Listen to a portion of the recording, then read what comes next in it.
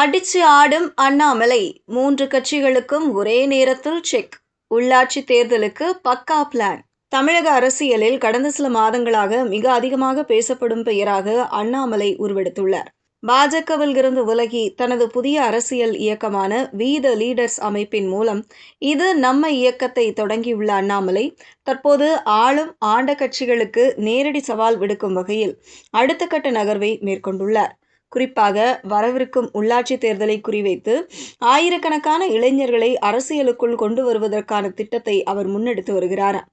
கடந்த ஜூன் 5ஆம் தேதி தனது புதிய அரசியல் பயணத்தை அதிகாரப்பூர்வமாக அறிவித்த அண்ணாமலை, அரசியலில் புதிய தலைமுறையை உருவாக்க வேண்டும் என்பதே தனது நோக்கம் என்று கூறியிருந்தார்.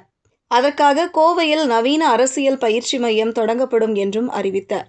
இந்த பயிற்சி மையத்தில் அரசியல், நிர்வாகம், உள்ளாட்சி அமைப்புகள் செயல்பாடு, மக்கள் சேவை உள்ளிட்ட பல்வேறு துறைகளில் பயிற்சி பெறும் இளைஞர்களே எதிர்காலத்தில் தேர்தல் களத்தில் நிறுத்தப்படுவார்கள் என்றும் அண்ணாமலை தெரிவித்திருந்தார். இதன் மூலம் பாரம்பரிய அரசியல் குடும்பங்கள் மற்றும் செல்வாக்குமிக்க தலைவர்களை மட்டும் நம்பாமல் சாதாரண இளைஞர்களையும் நேரடியாக தேர்தல் அரசியலுக்குள் கொண்டுவர முயற்சி மேற்கொள்ளப்படுவதாக கூறப்படுகிறது. அண்ணாமலை வெளியிட்டுள்ள தகவலின்படி, வி த லீடர்ஸ் இயக்கம் தொடங்கப்பட்ட வெறும் 5 நாட்களிலேயே சுமார் 17 லட்சம் பேர் உறுப்பினர்களாக இணைந்துள்ளனர். இதில் கணிசமாக இளைஞர்கள் இணைந்துள்ளார்கள்.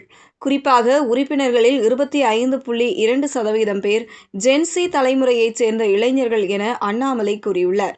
அதாவது 1997க்கு பிறகு பிறந்த இளம் வாக்காளர்களே இந்த இயக்கத்தில் அதிக ஆர்வம் காட்டி வருவதாக கூறப்படுகிறது. இது மட்டுமல்லாமல் வரவிருக்கும் உள்ளாட்சி தேர்தலில் போட்டியிட தயாராக இருப்பதாக 60,370 பேர் விருப்பம் தெரிவித்துள்ளதாகவும் தகவல் வெளியாகியுள்ளது. இதில் 37.7% பேர் இளைஞர்கள் எண்ணிக்கையாக பார்க்கும்போது சுமார் 22,760 பேர் தேர்தல் களத்தில் நிற்க தயாராக இருப்பதாக தெரிவிக்கப்பட்டுள்ளது. தமிழக அரசியலில் இளைஞர்களை மையப்படுத்தி மிகப்பெரிய வெற்றியை பெற்றவர் தற்போதைய முதலமைச்சர் விஜய். கடந்த சட்டமன்ற தேர்தலில் முதல் முறையாக போட்டியிட்ட தமிழக வெற்றிக் கழகம் இளம் வாக்காளர்களின் ஆதரவை பெருமளவில் பெற்றதாக அரசியல் விமர்சகர்கள் மதிப்பிடுகின்றனர். அதே மாதிரியான உத்தியை தற்போது அண்ணாமலையும் கையில் எடுத்துள்ளதாக பார்க்கப்படுகிறது. குறிப்பாக சமூக ஊடகங்கள், நேரடி உறுப்பினர் சேர்க்கை, அரசியல் பயிற்சி முகாம்கள் மற்றும் இளைஞர்களுக்கு முன்னுரிமை வழங்கும் அணுகுமுறை ஆகியவை விஜயின் தேர்தல் வியூகத்தை நினைவுபடுத்துவதாக அரசியல் பார்வையாளர்கள் கூறுகின்றனர். தமிழகத்தில் உள்ளாட்சி தேர்தல் நடைபெறும் போது ஆயிரக்கணக்கான வார்டு உறுப்பினர், ஊராட்சி மன்ற தலைவர், நகராட்சி மற்றும் மாநகராட்சி உறுப்பினர் பதவிகளுக்கு தேர்தல் நடைபெறும்.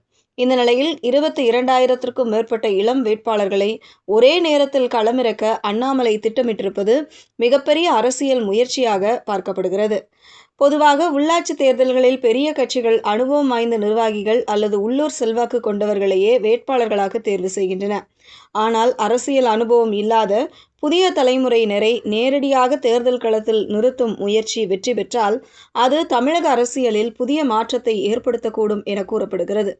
அண்ணாமலையின் இந்த முயற்சி உடனடியாக ஆட்சியை மாற்றும் அளவுக்கு தாக்கத்தை ஏற்படுத்துமா என்பது இன்னும் கேள்விக்குறியாக இருந்தாலும், இளைஞர்களை பெருமளவில் அரசியலுக்குள் இழுக்கும் அவரது திட்டம் திமுக, அதிமுக மற்றும் தமிழக வெற்றிக் கழகம் உள்ளிட்ட முக்கிய கட்சிகளிடையே சற்றே அதிர்ச்சியை ஏற்படுத்தியுள்ளது.